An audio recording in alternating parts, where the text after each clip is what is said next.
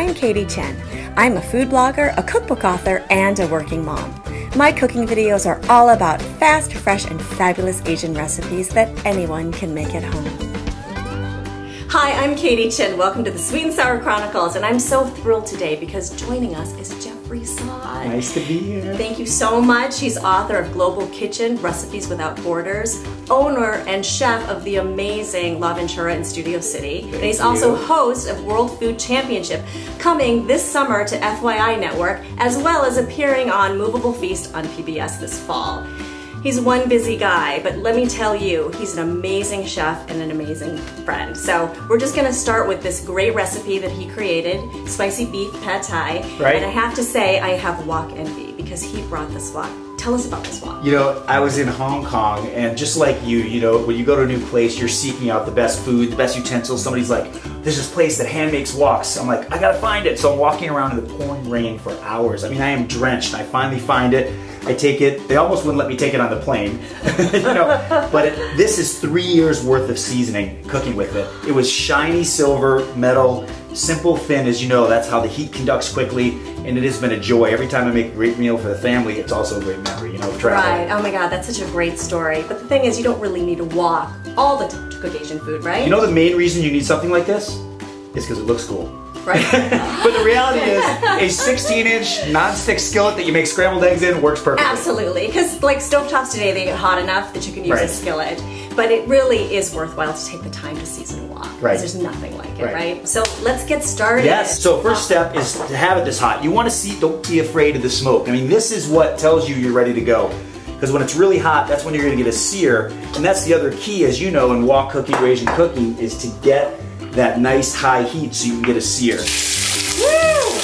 When I was in Shanghai in these kitchens, they had, I'm sure you've seen this, your mom probably did this in her restaurant, a whole row of wok. It's like a symphony. Boom, boom, shh, boom, boom, shh. Yeah, and just the smoke and then the water splashing out of it. It's beautiful. And they cooked the whole dish in 30 seconds. That's right. And the quality of the flavor that comes out of this in Chinese is called wok hei. Wok hei? Wok hei. Wok hei. Hey! Oh, I didn't know that. I like that. That's the only Chinese I know. Very nice. I never heard that. See, learn something new. I love it. But to replicate the ability to get the same kind of tenderness and sear as you know, but at home, you do it in batches. But this is a way to not go, why is the chicken so dry at home, but at the restaurant it's so tender? That's because you don't overcook it by leaving everything in. We're going to take it out. You see this? Right. Second, we get just past medium rare, medium, fully cooked. We're going to put that on the plate over here. That looks gorgeous. Now, what kind of meat are you using today? You know, I love using a thinly sliced skirt steak. You can use a flank steak, a tri-tip, whatever you have at home that gives you a nice, you know, beefy flavor is fine. And the important thing is that you cut it across the grain, right? Exactly. Right. You're so good. And then it'll pull apart and be tender. Yeah, exactly. So what do we put in next? Want to splash another little bit of oil in there? Sure.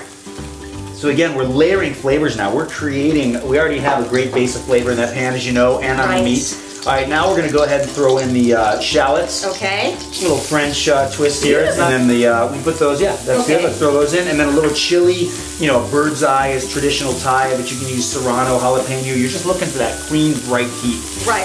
Yep, and we can throw the broccoli in as well. Awesome. So we just have some chopped broccoli.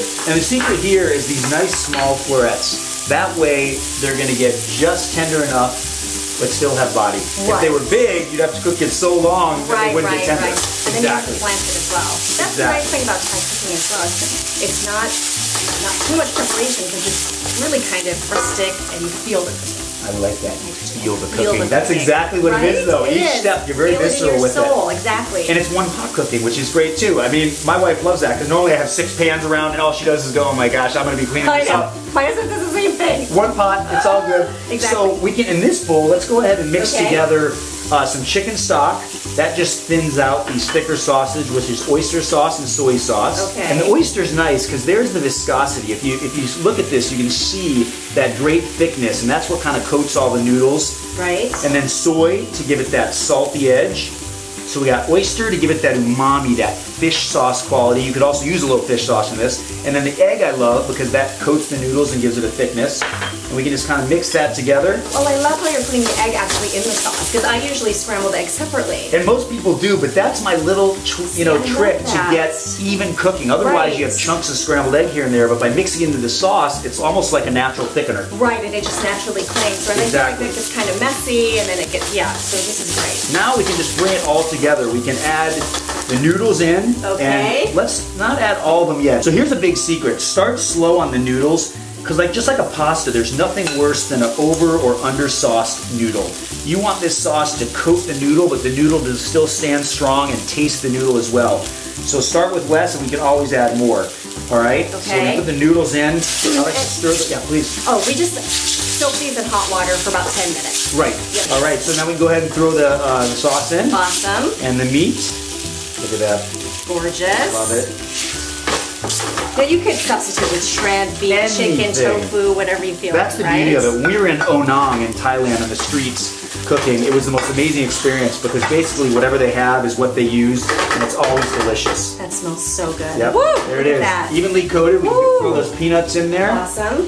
And then, or you can garnish these on top, whatever you like. We'll leave a few for garnish. Yeah, we'll garnish the mung bean sprouts, and we put a few of those in, and then same thing, the rest on top. Very nice. And we are ready to plate this. There we go. See, nice and evenly coated, saucy, but not wet and not dry. That's the balance you want. Perfect balance. All right, and then we can just do a little garnish of the nuts. The nuts give you the crunch. The mung bean sprouts give you a little bit of bitterness and crunch as well. We got the salty umami kind of quality of the oyster sauce, a little bit of salt from the soy. Nice. It's all there. Love it. All we need now is a beer. Now, I know. I've got one. Or two.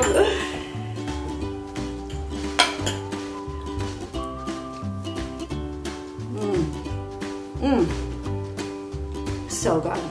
So fast, so simple, so delicious. If you like this recipe, please comment below, give it a big thumbs up, tell me what Thai recipe you like. Don't forget to subscribe for more fast, fresh, fabulous Asian cooking videos on the Sweet and Sour Chronicles. Until then, happy cooking. Great to see you. Great to see you. Please check out my latest cookbook, Everyday Thai Cooking, available on Amazon and fine booksellers everywhere.